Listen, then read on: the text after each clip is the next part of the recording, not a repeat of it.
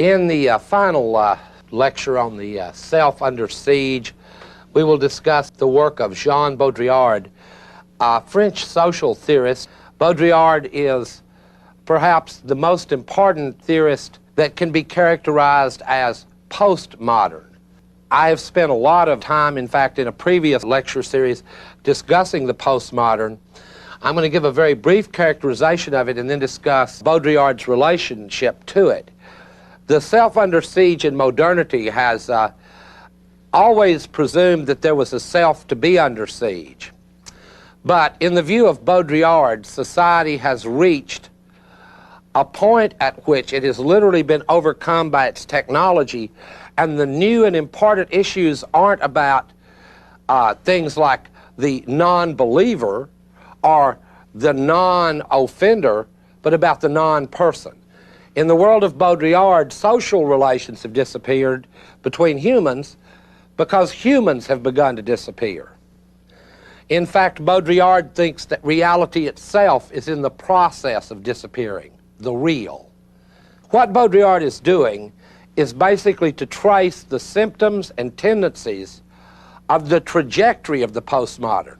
If we were really in a postmodern society, we wouldn't still be discussing things like the self under siege or the real. They would simply have disappeared. There we would be, in a way, transparently communicating one with another, as in an earlier example when I talked about the stock market crashing due to the computer rationality. Well, if we had really reached the postmodern in its fullest sense, the way Baudrillard uses it, it would be the computers unplugging us and not the reverse. The postmodern is a blurring of the lines between human beings and machines, a blurring of the line between reality and image. It is a world, if you will, a grouping of the world in which reality is simply that which can be simulated, Xeroxed, copied. So whether you're talking about a human body where you can make a holograph of it, or you're talking about the Bible, which you can Xerox, or whether you're talking about the sexual act, which can be simulated either through, repetitive pornographic films, or in a very near future, it will be able to be simulated with virtual reality, where you'll wear a full body suit and make love to your ego ideal, thus making it pointless to search out all the Freudian implications. You can just pick your ego ideal, punch it into the laser beam program, slip into the virtual reality suit, thus rendering that relation, even that intimate relation, sexual relation, technological, simulatable, reproducible to infinity. Now, all this sounds wild, crazy, and I don't want it to sound wild and crazy. I want it to sound the way that I think that it really should sound. And that's as though we could place ourselves in that era right before the atomic energy and television, before we knew all the myriad changes that they would make in the way that we were and the way we interact and so on. Well, we're in a period now where I've already mentioned, and these are the phenomena that Baudrillard examines with the most care. Incredible information overloads, with information moving at incredible speed, and even to the youngest children. I talked about how children used to learn morality from their parents, and now I think that Super Mario Brothers, they spend much more time with Super Mario Brothers and are much more emotionally involved with Nintendo than they are with their aunts, their uncles, their mothers, and their fathers. I asked one of my children, "Why are you yelling at a machine?"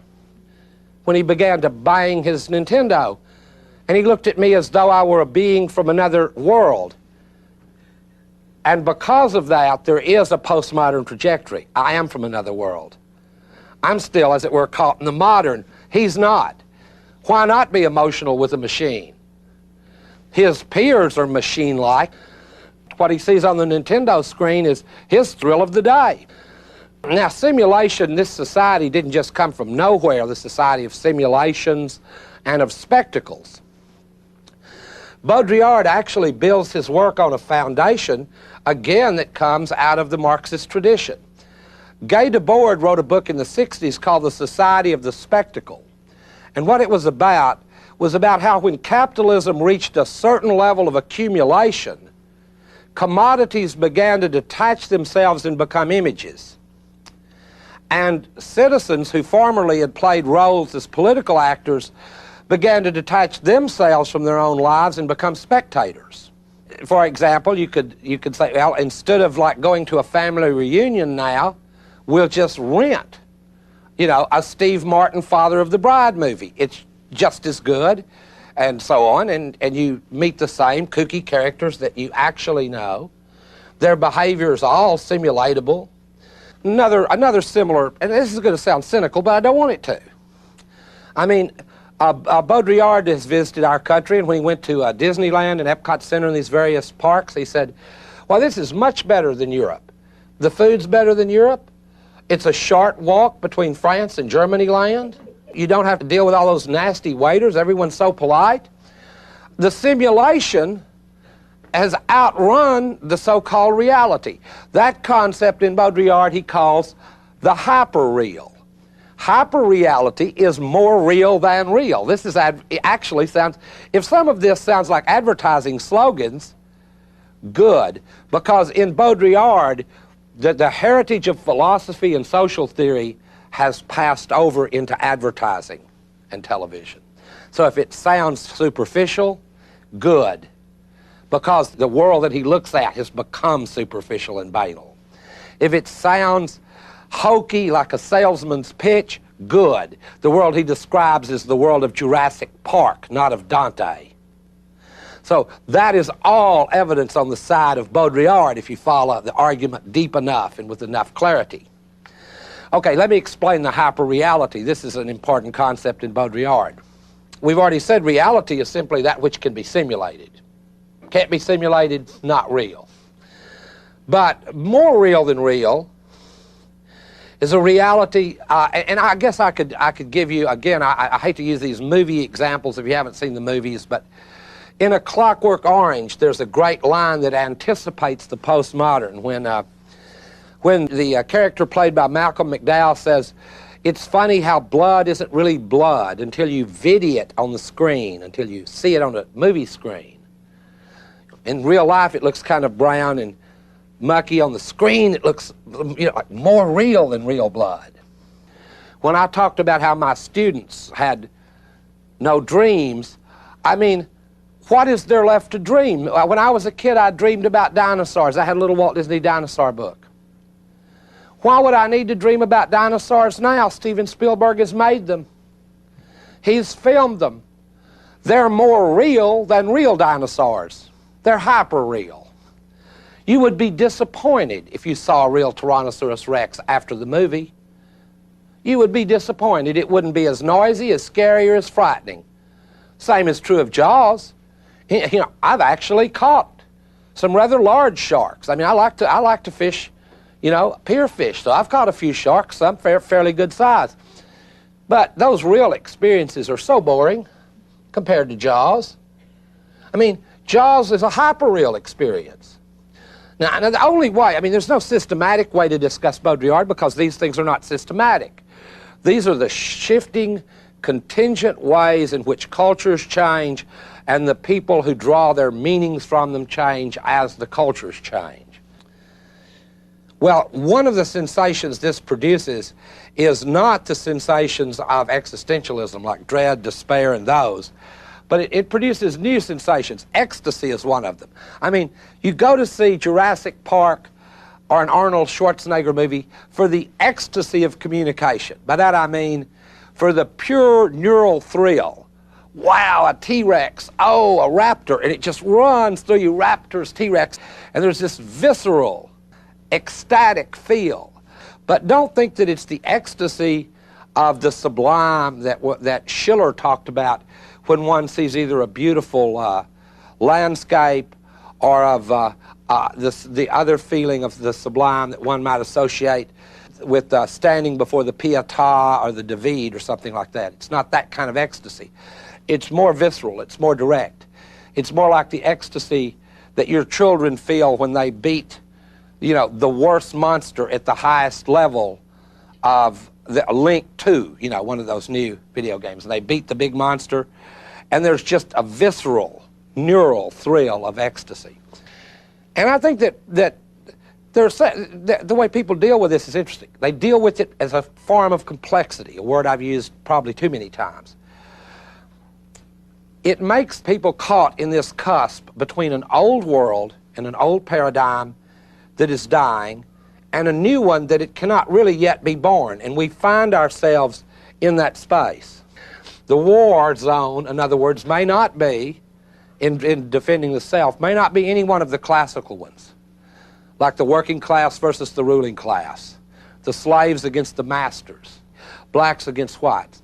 No, the struggle in the future may be to maintain the real against the unreal or the hyper-real or the irreal. The desire for experience, and this is, I'm trying to kind of be upbeat about the situation I think we're in. The desire for experience is also the experience for, is also a desire for a kind of experience. What I mean by that is this. Even in these rather, the rather hopeless picture I painted of the young, there remains something like a curiosity about what experience would be like if I could have one.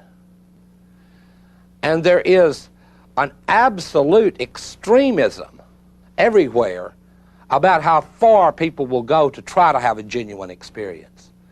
The battle lines may be between anonymous forces that have been unleashed by a technology that grew out of capital, that will be controlled in the hands of not many people, perhaps not, we don't know, and people who still would like to have some experience. This wouldn't make them archaic old fuddy-duddies if they said, hey, look, honey, why not tonight? Why don't we really make love, the two of us, instead of getting in our virtual reality sex machines?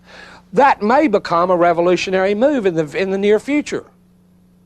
If some of this lecture has seemed a little weird or to go a little too far, it's because I don't want to reduce quite all of this to slogans. On the other hand, I don't want it to not be funny, because part of the postmodern trajectory itself is a rather humorous joke on the human race, which labored for millennia to reduce working hours in order to produce leisure, so we could enjoy this very leisure that then turns in a kind of vengeful act against us, absorbing our leisure time, which was to be our living time, into time now spent in the service of what can only be called this inhuman spectacle. It's a very bizarre and twisted fate to which postmodernity has led us. So I would be wary of simple answers to this. And all we can do is wait and see what will happen.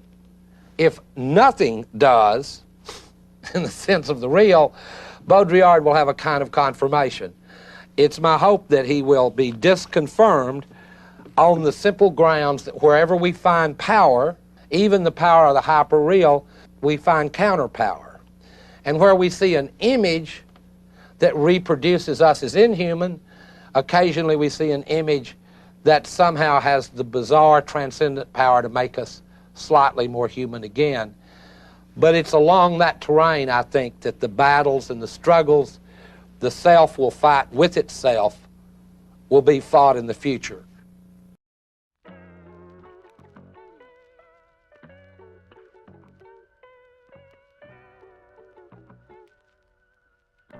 We're in a time where thinking critically is more important than ever, yet the media often pushes narratives that are intended to manipulate rather than inform. Having the right tools helps you stay grounded and see through the bias. A tool I enjoy using is today's sponsor, Ground News, an app and website that aggregates news from all over the world in one place.